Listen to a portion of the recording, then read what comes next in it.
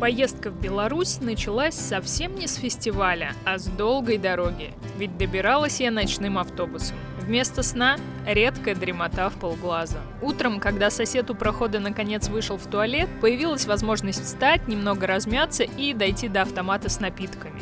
Тот самый эколайнцевский какао, о котором мне столько говорил товарищ, оказался, наконец, у меня в руках. За окном дорога, редкие указатели, бесконечные поля, солнце где-то сзади, ведь ехали мы на запад. Минск еще впереди, а пока просто путь.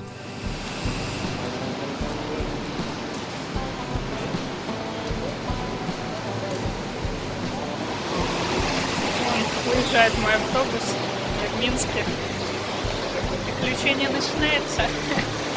Блин, я, конечно, помнила, что тут где-то на автовокзале есть Макдак, но я немножко перепутала стороны, пошла вот где-то там, короче, в ту сторону. Такая захожу, там кассы, думаю, а в смысле? Мне еще ребята такие сказали, я говорю, там Макдак остался, они говорят, да, конечно, у нас все стабильно.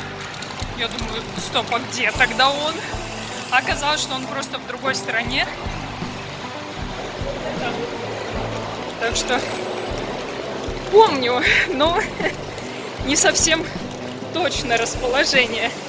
Ну, слава богу, я, во-первых, скачала офлайн Яндекс.Карты, во-вторых, к Wi-Fi тут местному подключилась, так что завтрак не отменяется. Взяла какой-то комбо с фреш-макмаффином, со свининой и, как мне сначала показалось, с беконом, но нет, это оказалась горчица. К нему картошка фри, по-белорусски кажется, или как-то так она называлась, с грибным соусом. И, конечно, кофе, второй, или уже третий. Добиралась до Макса частично по новой ветке метро с необычными стеклянными дверьми на платформе. А дальше будет флешбэк для тех, кому сильно за 20. Самый большой страх детства. Турникеты, как в «Ну, погоди». В Минске они повсюду. Пока я отдыхала в Минске в ожидании феста, думала, куда бы сходить. Коля предлагал цирк, но не сложилось, он уехал на гастроли. Зато я нашла потрясающий музей миниатюр и осталась просто в восторге от его основной экспозиции. Так, ну, это я приехала за 20 минут до закрытия Комаровского рынка. Купила 3 вида сала, соблазнилась еще на колбасу. 3 яйца взяла, потому что мне как раз вчера спрашивала у Макса, у которого я останавливалась, что жалко не продают яйца поштучно, а тут можно купить поштучно. Хотела еще сыр купить, но они уже собираются все, поэтому сыр не стало. Ну и так ладно. 2 пакета целых. Я не знаю, как я с этим на фестиваль поеду, как оно доживет до дома. Ну, посмотрим. Сейчас иду кушать драники. Короче, блин, я расстроена. Во-первых, один из видов сала, который я купила, оказалось невкусное, зря не попробовала заранее. А во-вторых, блин, мне Коля сказал, что в кафе Лида офигенные драники. Я пошла сначала в то, которое около рынка, оно закрыто. Пришла в другое, вот оно тут, около метро. Оно работает до 10 вечера. Я подхожу, смотрю, что... тут система самообслуживания. Я подхожу, смотрю, что там, где драники, никого не стоит. Спрашиваю мужика из другой зоны, говорю, а драники? Не в таком духе я спросила. Я говорю, а драники? Он говорит, а драников уже не будет. 7 вечера. 7. Они до 10 работают. Что за фигня? Короче, вечер пока так себе. Пойду вон в Макдак, похоже. Где-то вон он там.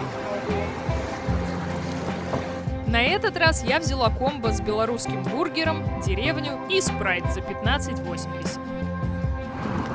Ребята, вы просто посмотрите, какая красота. Я вчера, когда ехала, не помню откуда, куда я ехала, я, по-моему, видела этот фонтан и думала, как классно, как красиво фигачит. Сейчас как раз вышла по делам тут на одной остановке, и тут рядом дела пока откладываются. Иду смотреть на красоту.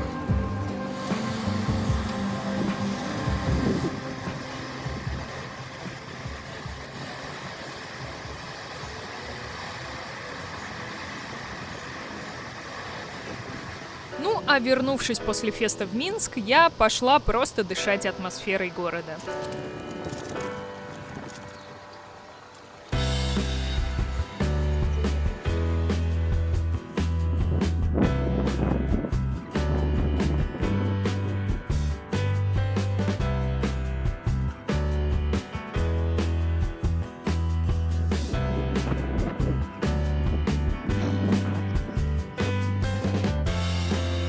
А потом решила, что надо обязательно сходить в рок-бар.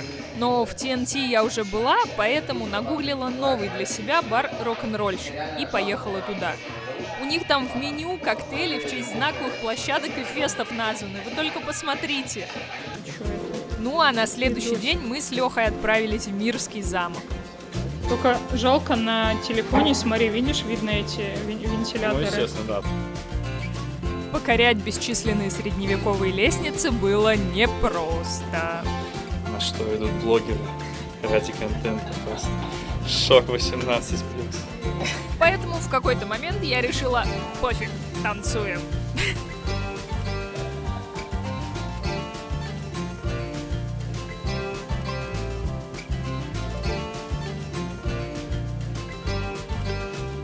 Ну а чтобы успеть на обратный автобус в Москву, возвращалась в Минск я электричкой.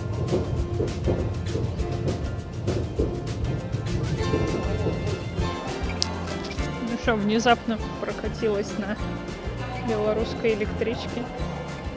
В целом ничем не отличается от нашей, только стояли на какой-то станции, пропускали поезд. Леха сказал, что с этой станции уезжали поезда в Париж когда-то.